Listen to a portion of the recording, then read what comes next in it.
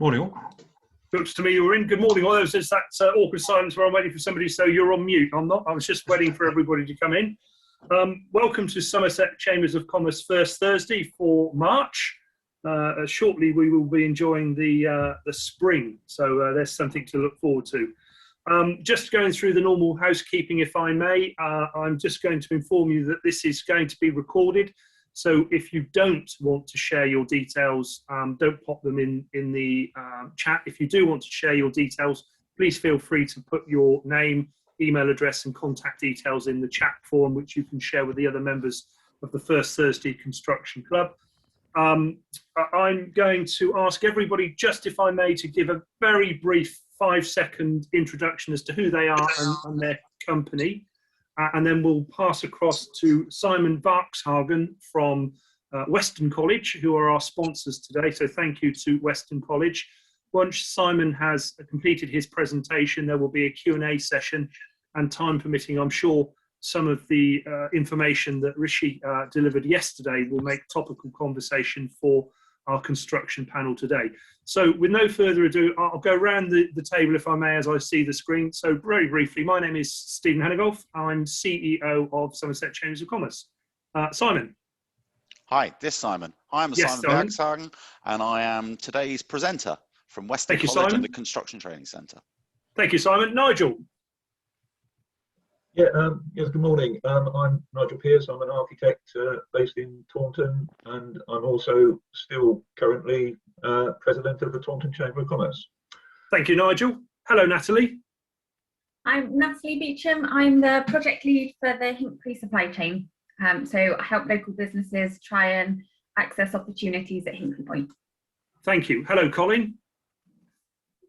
Colin Whitworth, JSP Limited, living here in Taunton. Thank you, Colin. Thank you. Hello, Mark.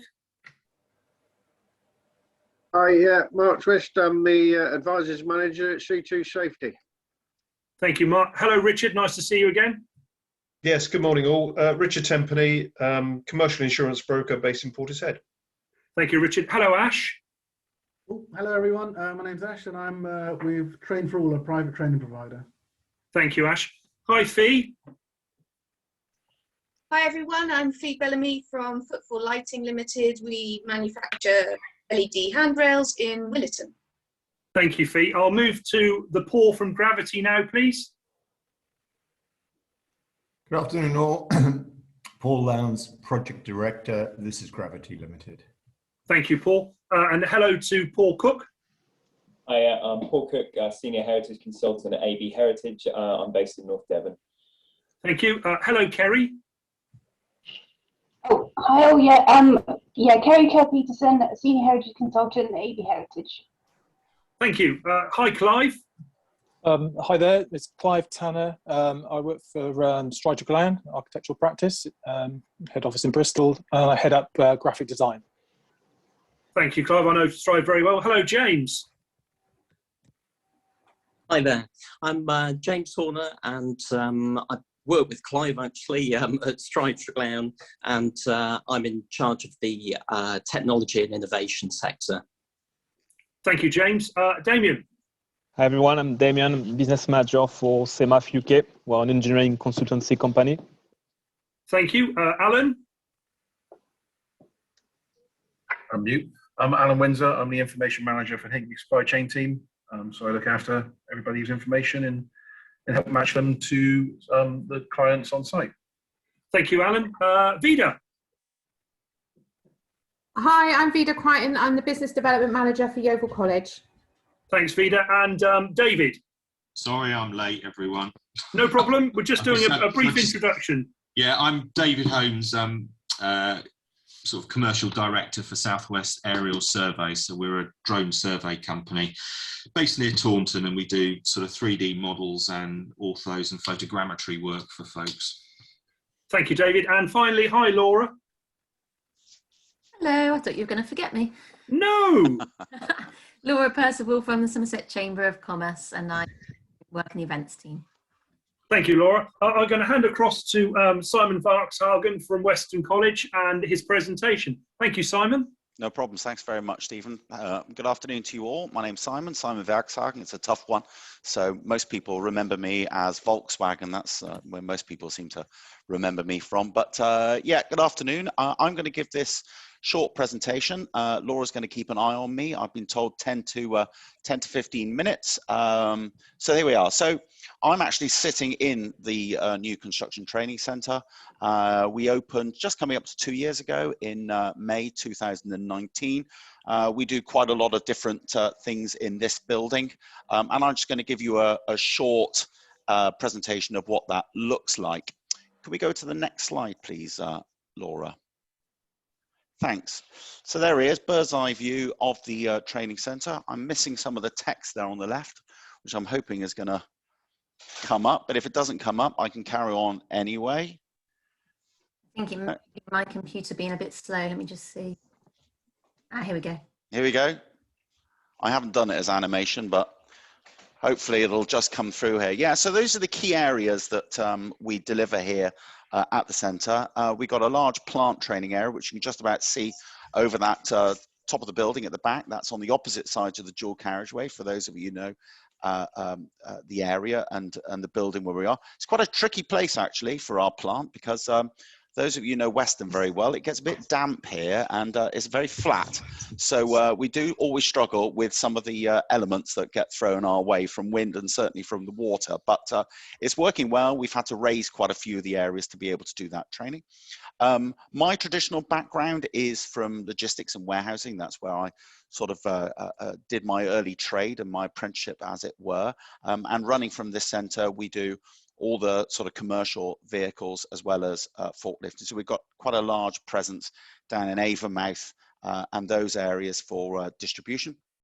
Scaffolding, well, that really is what that great big box is. So in there, all the various scissors approved scaffolding courses and groundworks. So it looks nice and tidy, because that picture there was in the early stages, and all of that around the back and the outside are now dedicated training areas for groundworks and street works that we provide. Next slide, please, Laura. So this goes into a little bit more detail about those sectors. The plant training, the two key standards that we're always being asked for: CPCS, NPAWS and ITSAR. At the moment, CPCS still seems to be the one that generates most of the interest, and we've just started a promotion a couple of weeks ago. We've had some relaxation within some of the funding, and we're now able to offer some of the CPCS for those that are under 18,500 or unemployed on fully funded, and if they're over 18,500 on co-funded models. So as you can imagine, that's done quite a lot. We do dedicated 360 diggers, telehandlers, forward tipping dumpers, and ride-on rollers. Highly exciting stuff until you actually get in them and start using them, and the damage and the fun you can actually have with them. Logistics, yeah, we are a DVSA or about to become an accredited centre where we can actually deliver driving tests here as well. Not for cars, not for motorbikes, just for LGV and HGV. Amazes me that in 1992, government dropped HGV. Yeah, we don't have vehicles called heavy goods vehicles anymore. They're now all called large goods vehicles. But I would say 90% of the people we still deal with are all still saying, do you do HGV training? So I always put it together. LGV and HGV are one and the same. We do an awful lot of car and trailer and a lot of PCV, i.e. passenger carrying vehicles. Warehousing, yeah, at the very far end of the building in the hangar, we've got a dedicated forklift training area, mainly for novices on counterbalance and on reach truck. Most of our training is done with clients because it sits better that the certification, be it now the actual certificate, the ticket as they like to call it, is in the name of the company that the activity is actually being carried out. COTS, part 1, part 2 and advanced scaffolding. There aren't many. I think the next closest one is up in either the Midlands or over in Wales, and extremely busy. Bookings that sort of stretch 6, 9 months in advance, which have now become 12 months in advance because unfortunately with the last lockdown, we've had to postpone virtually all of those practical courses. So that sort of led to a big bulge of them coming back in again. And then we do all the associated classroom training courses that go with all of the above, all the CPD ones, be that from managers, qualifications, all the Site Safety Plus. We have a dedicated Pearson Centre here for, as lots of people call it, the CSCS tests, the Health and Safety Environment tests. That's all done in this building as well.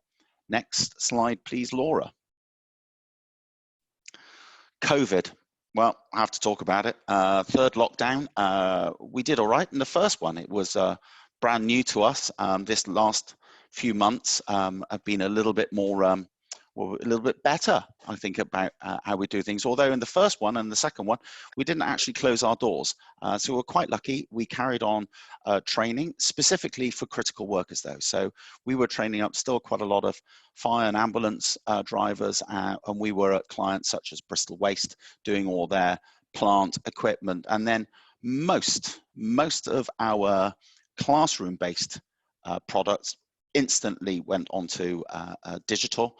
Most of the awarding bodies, be it JOUPT, be it OCR, be it SQA, relaxed the way in which we were able to deliver this training, and therefore we did. And that's proven to be an absolute godsend, not only for us, but actually it's proven a completely different type of learning environment, and in many ways a much better environment for the candidates and the trainer. I suppose the biggest change that we've seen from a day-to-day practical experience is that at the beginning of a course, one might try and understand where somebody's level is by doing a 10-question multiple choice questionnaire, which, you know, the person gets back again in the afternoon, and we can see if any learning has taken place during that day. Of course, that's now all electronic, be it on Teams. Polls are taken there and then. We get instantaneous results, and we can then say, well, 45% of you said this, 3 of you said that. So it's a completely different, more realistic training experience. And of course, for an awful lot of people, it's been quite nice not to have to drive to Weston and then drive home again once you've had a training course. So, you know, things have changed a lot for us, and we will be continuing with quite a few of those courses once we've got out of this COVID nightmare. Next slide, please, Laura.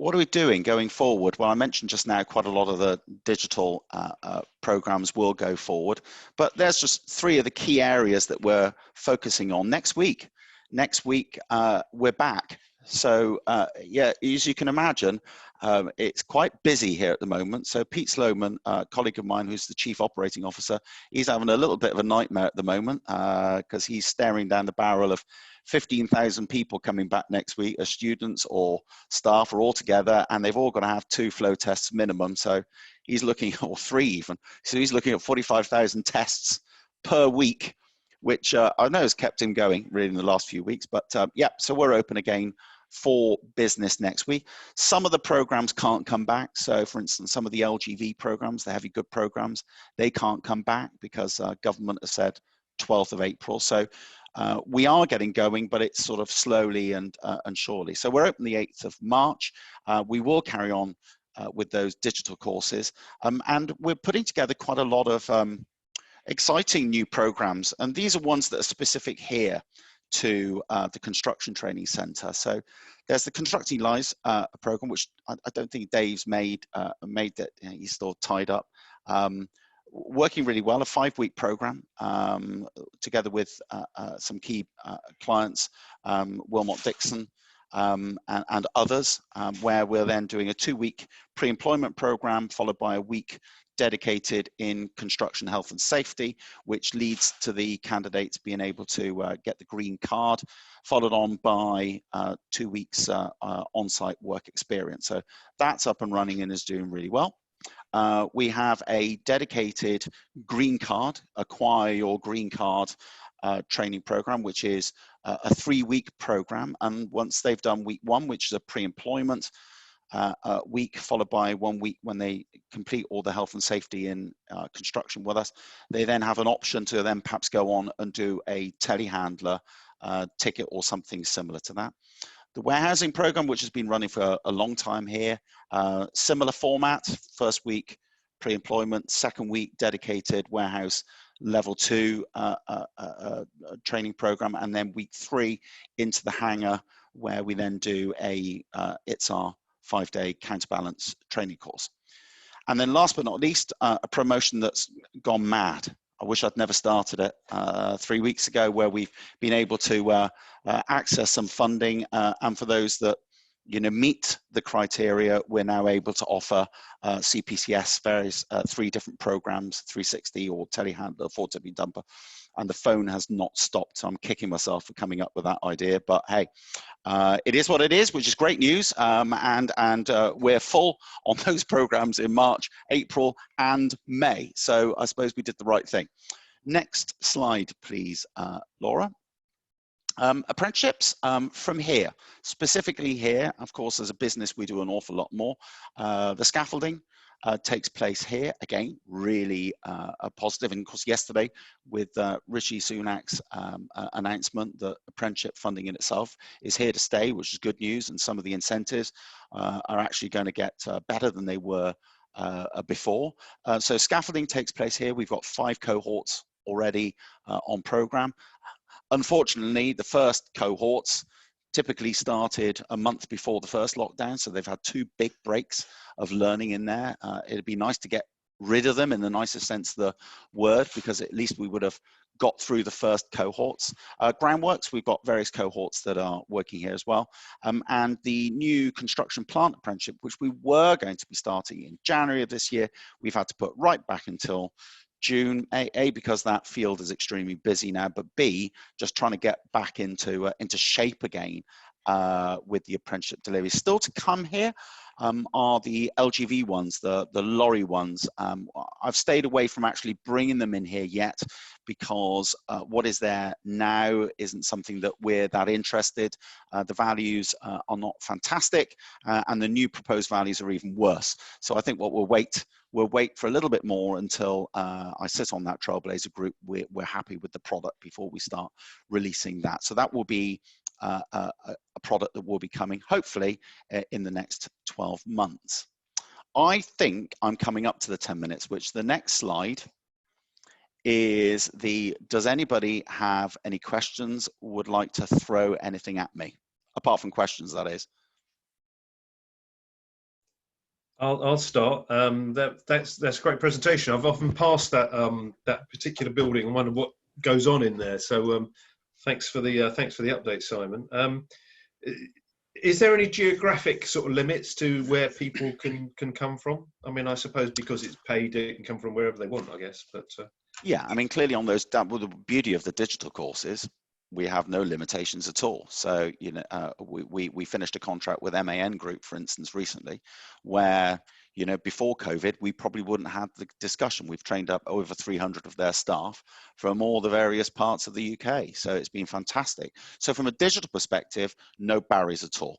As soon as we do face-to-face, some of the practical that takes place, if that's now in a truck or if it's a bit of plant, then clearly transport is something you do need to have. And, being within a reasonable distance from the centre is something that is preferable. Although quite a few of those coming to do practical training courses, particularly in the scaffolding world, because those centres are so few and far between, we offer residential packages for them, and they stay in the various hotels, if not our own hotel here in Weston. okay, great. I mean, I've got a number of construction clients that I think it'd be good value for me to share this information. Are you going to be sharing a pack, Simon, that we can send out to clients? Absolutely. I mean, what they may be interested in is that CPCS promotion at the moment, because if their staff are earning over 18.5, they can still access it. They can still get that co-funded, and it reduces their normal bills that they would be paying for that type of training by 50%. So it's definitely definitely worthwhile thinking. And you know, maybe saying the wrong thing here with Dave being about, but one of the things I've always said about funding is that whilst it's here to stay, the tap could be switched off at any stage. So I always say, when it's there, grab it, because in a few months I might turn around and say, sorry, you missed your chance.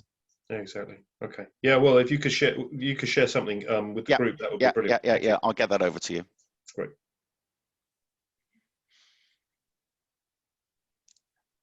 Anybody else? Simon, if I may, and forgive me, Dave's going to look at me rather oddly. Hi, Dave. Nice to see you. Our colleague Paul over at Gravity was very kind to allow an opportunity for members of the First Thursday Construction Club to have a look round. And I haven't asked you this. It's a bit like putting you on the spot. I'm feeling like that little boy who comes home with his friend from school and says, "Mum, is it okay if Charlie stays for tea?" And he's on the doorstep. It's a bit awkward. But is there a facility, once we're out of this wretched lockdown, etc., that members of the First Thursday Construction Club can come and have a look around? Because as Richard says, you know, he's passed that building on many occasions and didn't know what was in there. And I'm thinking, I'm a big advocate of show and tell in a big way. Is that something we could arrange post-COVID and when it's safe to do so? Absolutely. Brilliant. Yeah. Brilliant. I might even Thank think you. of a bacon sandwich, which used to go down quite well. I'm in. One of Thank the you. I had to give a presentation. I think it was last year. Dave might be able to trigger to all of the senior managers here at the business about the construction centre. And of course, we're all very much into figures, data, and see what it does. And I think one of the bits of information that I brought up is know your audience, because I think over the first 12 months, our cafeteria sold something like 2,937 bacon sandwiches and only 3 salads, and sort of brought to an end the fight I had over, you know, we need to have much healthier food here. So we did try all sorts of different foods, but you know, bacon sandwich still went down faster than anything else here. Staple diet. Yeah.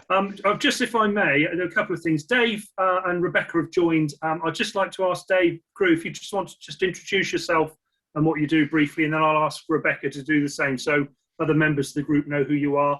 And if you want to leave your details, this is recorded, so if you're uncomfortable, don't put them in. But if you put your details in, we can circulate to other members of the group. Dave. Yes, hi Stephen, hi everyone. My apologies for arriving slightly late. So I'm Dave Crew. I'm a colleague of Simon's at Weston College. I lead the business engagement function at Weston College and business development.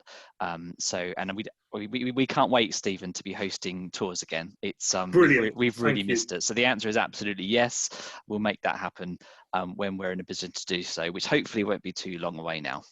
Fantastic, thank you. Hello, Rebecca. I think you win the prize for actually having some high vis on as we're on the Zoom call. So well done to that for you. Rebecca, would you just like to introduce yourself? Yeah, hi everyone. I'm Becky Karnesky. I work at Wincanton as part of the HPC project. We are the logistics partner. Apologies for being late. My previous meeting overran, but nice to meet everyone. And I'm on site today, hence why I'm in PPE. Nice to see you. Thank you for joining us. Good to see you. Thank you, any other questions for Simon? Okay. I'd like to touch on yesterday's, I think, if I may summarise, positive business budget. I think for businesses of all shapes and sizes, depending on where you sit in terms of grants availability, extension for supporting the furlough and the VAT, and also the holding off of the increase of corporation tax. I have to say, and I'm going to say, I haven't spoken to Paul, but I was bitterly disappointed that we were unable to secure the free port. I think that's a big mistake from central government. I have to just slightly tinge that with at least we got something in the southwest, which was we got a free port down in Plymouth, but that doesn't placate the fact we were unable to get that from government for Bristol and the corridor down to Gravity. And we are a non-political organisation, but I have to say for the region, I thought it was disappointing. I thought we saw an enormous amount of commentary about Darlington, about Leeds. When the Chancellor talked about wind and tidal power, I was looking forward to him ending that with the autonomous marine vehicles and activity in Cornwall, and he talked about wind and tidal power in Scotland. I might be slightly biased, but I thought for businesses it was a good, strong, solid recovery budget. But for the Southwest, we really should have had a bigger representation. Does that make me sound grossly unfair to what the Chancellor was doing, or does that seem as a pretty good summary? Pretty good. Yeah. Construction-wise, we're seeing the move out from lockdown. What's the general state of play with your businesses in terms of construction, and what are your concerns? We've had a pretty torrid time. I'm not going to mention, well, I will mention we're still, in the back end of what's happening with Brexit. I've talked to some of the manufacturers in Somerset who tell me that there are significant challenges in obtaining raw steel for some of their manufacturing processes. And I'd just like to understand, particularly within construction, the construction supply chain and logistics elements. Has anybody got anything on there? If I may. Thank you, Ash. I go to SMEs and micro employers. They seem to be not too affected by all the changes in the COVID as is business as usual for them, especially within the local area. The larger organizations, like you said, are having a really tough time in getting raw materials such as plaster or bricks or tiles, especially marble, for instance, with regards to stone masonry and that sort of thing. It seems like the delays are causing issues with projects, and that's what I'm finding. But apart from that, there doesn't seem to be too much of an impact. I know I read the CITV report saying there'd be a lull and a dip until 2023, and services won't be back to normal until 2025. Although I personally am not seeing that in the Southwest. Okay, that's interesting. I'm going to move across to Fee. I'll just respond to that. I know that when we spoke to some of the larger merchants across the Southwest, they were experiencing, even at the beginning of 2020, some shortages from British Gypsum in terms of plasters, and that seems to still be the case, that they're not getting their allocation into the merchants' yards to distribute across the wider Southwest. Fee, you had your hand up. Yeah, no, it was just to say yes, steel is difficult to get. It's a real ring around and finding who's got stuff. If they've had lots of stock previously, they've been bought out. It is hard, and it's frustrating. I think probably anyone who's ordered anything that's coming from it. I ordered some IP connectors, and 6 weeks later they're still sitting in Oldbury because of the customs paper, because it came from Spain. So it got over pretty quickly, but still down the line I can't get hold of it. So I think that's so construction, as you say, is going mad. We've got zillions of projects going on. It's gone ballistic, which is brilliant. But yeah, there are frustrations definitely with procuring. That's interesting. We've heard through the British Chambers of Commerce. There are 53 accredited chambers across the United Kingdom, 51 of which are international trade organisations, and there's a memorandum of understanding between Her Majesty's Government and the Chambers of Commerce that they issue certificates of origin. What we're hearing is that the story is that a lot of these vehicles moving across borders at the moment are actually empty. The count coming from central government is, there's lots of transportation movement, but actually what they're not realising is that a lot of the vehicles going to and fro are actually empty, because it is easier to go back empty than it is to try and find and do the paperwork. And this was borne out by some of the commentary we received from some logistics businesses that were reasonably angry that the government had said, well, it's down to businesses for not understanding. The two that we have cited as examples which have caused problems is that they understand exactly what they need to do, but it's actually getting the paperwork through the system that's causing them the problem. So I'm very keen to understand, particularly within construction, the logistical areas. Any commentary in terms of some of the positives that we've seen, or is it too early from yesterday to ascertain, for example, the extension of stamp duty on the resi development, resi property market?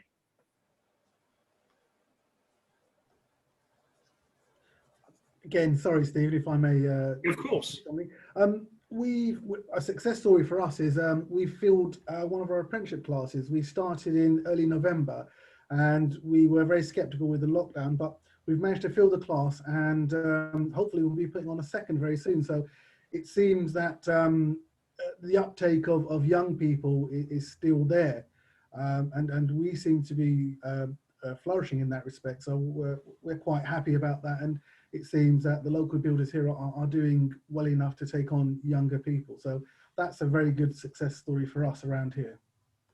Excellent, thank you. And I guess in terms of taking on, Dave's probably going to nod the additional for employers, the additional or the doubling of the apprenticeship to £3,000 starts to, even if it wasn't attractive before, makes it even more attractive for organisations to look at that opportunity and use organisations such as Weston College.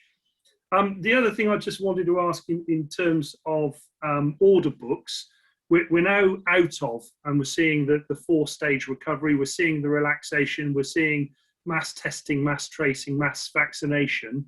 You spoke briefly, Fee, about a very positive order book. Is that generally where we are within construction, whichever part of the supply chain, whether it's Nigel in the early design stages or somebody actually delivering the final part? I know they've got two of my colleagues from Stride on, and I remember Dave Bayliss being very vocal about what was happening. Are we seeing good green shoots of recovery, or is there still some hesitation? Yeah, I think we've found all the way through the pandemic that actually it's been quite strong, the feasibilities and the early stage work coming through. And I mean, with things like student accommodation and some of the university projects, those have got a bit quieter, but they've definitely been replaced by bioscience, pharmaceutical kind of laboratory projects, and residential as well has continued to be quite strong throughout. So so we're not finding a huge adverse effect, but I know some practices have been affected more than others. But I think because we've got quite a diverse workload, we've actually done reasonably consistent work throughout the period. I think I could say I'm probably at the Thanks, James. at the other end of the scale from Strides in terms of size of work that I take on, but certainly from my perspective, it's been very busy. Other consultants I deal with, trying to find a structural engineer at the moment is terribly difficult to get him to do anything very, very quickly. And I think on the the residential extension market, and I do a lot of work on the sort of conservation side. Was doing a lot of work for the National Trust, which the plug was pulled on, but the green shoots that's going to start coming back with the new financial year. So I think it has been fairly positive throughout and looks positive going forward. Good. One of the other questions that came up that we were talking with the Local Enterprise Partnership and the wider region is that we were talking about what our asks would be from the construction industry. I think I've said before and I'll say again, for us to turn up at Whitehall or central government capping hand saying we're poor old Somerset or we're the poor Southwest, could we have some money? It doesn't sit comfortably. Whereas if we go to central government and to the various departments and bays and say to them, if you invested in infrastructure in terms of digital connectivity, we could improve our productivity. I've talked about this before, but I'm really keen to understand from a construction industry panel, and I could look no further than the screen ahead of me of lots of construction associated businesses. What are the asks that we have as a construction industry panel that say, these are the things that you need to do to improve, to better our requirements in the Southwest? Shall I jump in there? Yes, please, Paul. Thank you. I think firstly, very happy to meet you, Simon Werkshagen. We know Weston College very well, and I know several of your colleagues, including Dave Crew. So I look forward to coming to see the Construction Training Centre as long as the bacon sandwiches are gluten.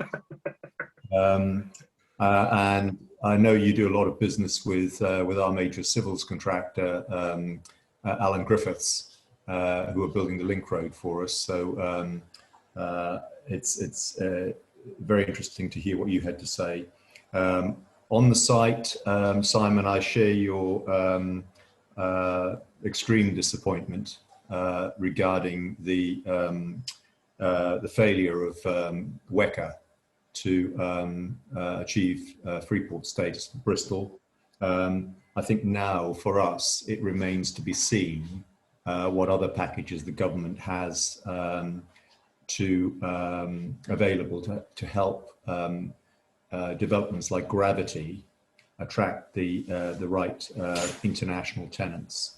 To me, Port of Bristol, the most central in the UK, you can go north, south, east or west from Bristol in association with Gravity, seemed like a bit of a no-brainer. And I think the tax and duty-free status that the port might have had would have been a huge shot in the arm for the whole of the greater Southwest. I think now, as I say, we wait to see what happens next and what other packages the government has in mind, because I think the stimulus has to come at that, sort of very much the sort of front end for the construction industry in the wider sense to benefit. At the moment on our site, we're very fortunate that we've got everything is civils, and we've had no problem sourcing plant and equipment and moving thousands of tons of earth and what have you. But we're getting nearer to the point now where we'll be commissioning architecture and structural engineering and bidding building projects. So it's very nice to see our friends from Stride on the call as well. From our side, yeah, just bitterly disappointed with the Freeport announcement. I have to say, Paul, and it's probably a good example. I was on with Doug Barmsey and some of the others on a separate meeting pre-Rishi's announcement yesterday. And had I been a betting man, my money would have been on. We would have secured that for exactly the reasons you suggested. The north, south, east, west. One of the few ports in the United Kingdom you can do that from. The M5 corridor. Not to take it away from my colleagues down in Plymouth. It is not as substantial and as sophisticated as the offering we put through. I can only hope that there is something that the government has that they're now going to put towards us in the southwest, and particularly towards the Gravity site, in lieu of that.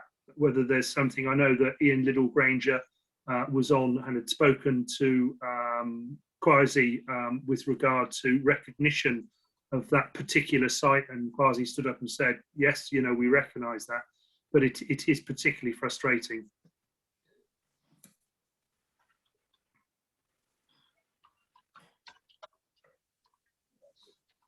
Question number, whatever is from me, labour market. We've seen some interesting behaviours in the labour market in terms of availability and quality and professional types and standards available. What is your recruitment processes within the construction industry? Is there a shortage? Is there a surplus? If you are recruiting or looking to recruit or have knowledge of that, what's the labour market like at the moment? Because it's really difficult to pin down what's happening. Some feedback from a couple of my clients is that furlough is really affecting the availability of talent. So they're struggling to get hold of the right people, because a lot of people, there are people that might be coming onto the market that aren't, because they've been kept on furlough. Don't know if anyone else is picking that up. Can I jump in there and say? Yes, please, Simon. Thank you, Richard. Yeah, I think we were expecting on some of our training programs, particularly some of our pre-employment, we were expecting to see a completely different type and more individuals coming through. But I agree with Richard. I think one of those reasons is furlough, and as long as furlough keeps going, I don't think we're going to see any realistic changing in that recruitment market. That's really interesting, and it's not we picked up, and not just within construction, but picked up within in general sectors. There was started to be a little bit of antagonism is the wrong word. Those that had been on furlough and enjoying furlough at 80%, etc., against those that had been required to be on site, to be in the office, to be physically working. And towards the end of last year, we were picking up from, particularly from labour markets and forces, there was a little bit of resentment to those people that had spent most of the summer of 2020 at home in the garden on 80% of their pay, while their colleagues and some of them were put into work. But it hadn't actually occurred to me that obviously what you're doing is stifling the labour market by keeping these people back and not allowing them into the open marketplace. Any further feedback on labour market, particularly construction labour market, general labour markets? Yeah, I think on the subject of furlough, one of the things we have found is a couple of consultants, I think actually smaller consultants like ecology firms, they've tended to put all of their staff on furlough, apart from maybe one. So there's tended to be a bit of a delay in actually procuring work, so it's slowed things down a little bit. But we think a lot of the people on furlough have actually come back now, so it's relatively rare now that that we encounter that problem, but it was definitely a problem for a couple of months at least. Okay, thank you, James. The other bit we picked up from, and I guess the residential property market will tell us what's going on. Obviously, the extension of the stamp duty holiday of purchase prices of £500,000 or less till the end of June, and then from June through to September, properties valued at £250,000 will hopefully continue to drive the residential property sales. Somebody mentioned about getting hold of. I know that Rick's chartered surveyors that carried out full structural surveys on resi properties were quoting between 12 and 16 weeks before they could even open their diary and provide a date to come and have a look at something. Is that borne out in terms of other parts of the industry, other parts of the business? Nigel, I don't know whether you've come across, or Clive or James. I think it is. Yeah, I think the workload, particularly as you say on the surveyors, the structural engineers, is difficult. I've got projects at the moment which are being held up because we've got a 4 to 6 week delay before we can get a structural engineer to come up with any details, which is a bit frustrating at times. And the other major construction project which has come up since we last spoke was the announcement, or came up I think, was the announcement on that another section of BA 303, our old friend, that wonderful trunk road, which requires 8 separate projects, including a 1.6 mile, £1.8 billion tunnel next to Stonehenge. The Ilminster piece has been signed off and should be happening. I know we were talking to, I'm looking at Natalie, to the regional director of Highways England, who was delighted that had come across. Have I missed any others in terms of major infrastructure? And I don't expect Rebecca or Natalie or Alan to go. Of course, there's Hinckley. But in terms of what we're looking at, are there any other major pieces of construction within Somerset or the wider southwest that we've come across recently?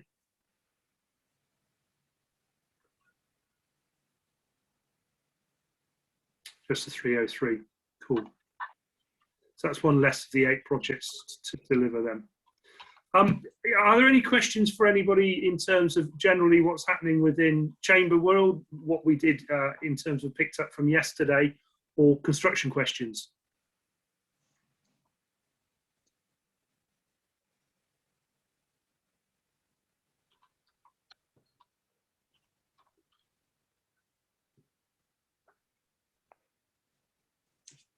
Cool. I'm going to Stephen, sorry. yeah. Sorry, I just a quick question from me. I just noticed I'm seeing from the views from government on the future of education through the FE white paper. Yeah. And I know there's certainly a theme which I absolutely agree with around employer involvement in the development of skills training, which this train's already been in motion with training providers for years anyway. But I really welcome that approach. And I just noticed that the Chamber of Commerce is going to play a key role as well in that, which I absolutely welcome, because being the voice of business. And I just want to get your views on that really, and your initial thoughts around the Chamber's potential involvement in that. Okay, I'm aware of the FE white paper. I'm going to be very honest with you. I haven't read it, and I'm immediately going to caveat that by my colleague Natalie, the nuclear white paper that came out, which I think was about 170 pages. She had read it. I haven't read the FE white paper, but I think it provides an interesting bit. Higher education is very difficult to change and move around. We have a sort of primary education. The bit I think is quite flexible is FE. And I think that if we understand from, and construction's a great example, we understand from construction sector, the construction industry, companies, firms and organisations in there, what they're looking for, there's that flexibility and ability to change with FEs to provide that. I think, and I need to be careful how I deliver this, I recall sitting up at Cannington Court when EDF had hosted some events with various FEs and some large employers in the region. There was a little bit of warm, I won't say heated, warm conversation about the employers and large employers in the region saying, well, no, we're not quite getting what we want. So anything that I think acts as a conduit between further education and the provision of what's required in the marketplace, but allowing the marketplace to actually do what it should do and say, we need these skills, or we need these rounded individuals and young people, has to be a good thing. The fact that the Chambers of Commerce have been able to secure or been able to deliver that, or been asked to deliver that, I'm absolutely delighted with. You know, the Chamber network covers the entire United Kingdom, Northern Ireland, Scotland and Wales. And, you know, we represent every county in the country. The information we get from businesses, and I'm going to wax lyrically, our quarterly economic survey is the largest survey of its kind in the United Kingdom. During lockdown, we had Andrew Bailey from the Bank of England, we have the Treasury, we have HMRC, we have BEIS, we have Foreign and Commonwealth Office and Home Office saying they all use the information from businesses as a benchmark in terms of what's going on. So for Chambers of Commerce nationally, and obviously from my perspective, a county chamber, to actively work together between businesses and FE, it's brilliant. That's my take on it. I think it's overdue. And I think that the litmus test is that we now need to get businesses to engage. And rather than businesses sometimes are very easy go, well, you know, we don't like this, and we don't, you know, okay, enough of what you don't like. Tell us what you need. Tell us what you do like, what you need to move forward, what you see as skills. You know, we talk about within skills gaps that the young people going through first stage education at the moment, some of the jobs they're going to take up haven't even been invented yet. So we need to understand from businesses, rather than this short term 1 or 2 year, medium to long term, in your 5-year business plan of investment, what are you going to need in terms of skill sets, whether that's digital, whether that's advanced robotics, whether that's AR, whatever it might be. Because if we act as that conduit and talk to FEs, the chances are you'll get what you want when you need it. And by golly, and what comes out of it is higher and better productivity, which is what, you know. So I think you've asked me, and I'm passionate about it. I think it's a great idea. I think it, you know, it's long overdue, and we're going to act, you know, as an advocate and a massive supporter of driving that forward. Because for businesses, you know, tell us what you need, tell us about your long-term plans, and lo and behold, you'll have the skill sets and the labour force to deliver what you want. Yeah, I completely agree. And when I looked at some of the narrative in that, I mean, the idea of the colleges listening to business, I mean, speaking on behalf of Weston, obviously, as you know, Stephen, we do that anyway. It's kind of part of the culture and responding. But actually the ideas of Chambers of Commerce, looking at it on a regional level and doing that connection, which is obviously something you're very brilliant at anyway. Yeah, I thought that's really welcome. So perhaps we can pick that up separately, actually. But yeah, it was. Yeah, I'd be delighted to. It was really positive, and I think it'll be great for the region in the next couple of years.